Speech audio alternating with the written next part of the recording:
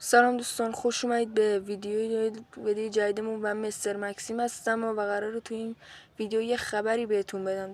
دوستان من اگه یادتون باشه پیج قبلی اینستام پرید و اومدم بگم که من یه پیج جدید دیگه ایجاد کردم دوستان، و خوشحال میشم که شما بیاین فالو کنید و مثل اون پیج قبلی فالوورامون بره بالا.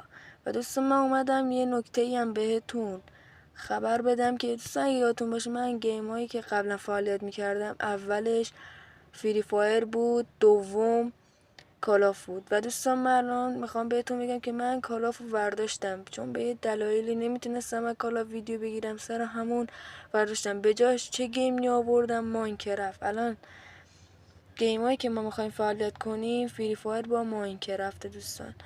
و اینم خواستم بهتون بگم که من از کالاف نمیگم ویدیو نمیذارم، چرا میذارم. مثلا در طول یک ماه، مثلا تو یک ماه 3 تا ویدیو از کالاف میذارم که اینجوری هم فعالیتمون خوب بشه. و الان ولی گیم های اصلیمون که ویدیو از اون زیاد میذاریم، یک فری فایر، دوم ماینکرافته. و دوستان خوشحال میشم که تا ویدیو بعدی ما رو حمایت کنید.